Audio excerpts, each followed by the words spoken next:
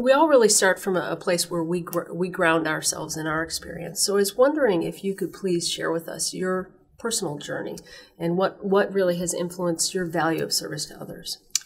When I'd say that to really start, I'd have to look at my family.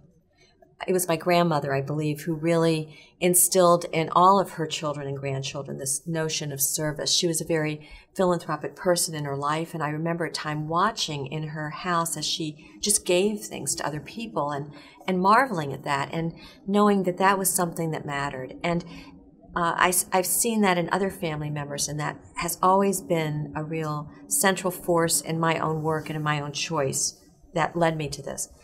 In addition, I know I've been very influenced by different educators who've really made tremendous impact on how I think. Two other people who've deeply influenced me in my work are George and Mabel Dennison.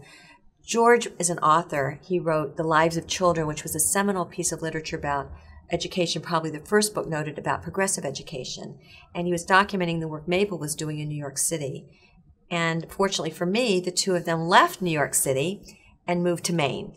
And they started a school there called the Sandy River School, which was the very first school I taught in, fresh out of getting my teaching certificate, though I'd had experience in the area outside of Boston, which was also quite significant. But George and Mabel were quite characters. Mabel terrified me. She was this very large woman, and she used to yell at me all the time, stop with the lesson plans, look at the children, listen to the children. And George would come in all the time, where's the chaos, where's the chaos?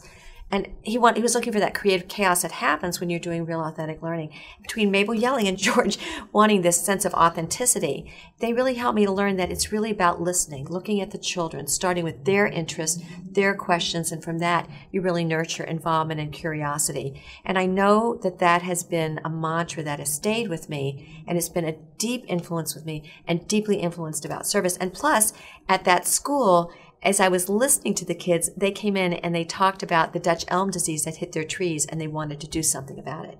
And that was my first venture into what we now call service learning, but it was early in the 70s. And that's where I really took my start. And it was from these incredible people, George and Mabel Dennison, and listening to children that changed my life.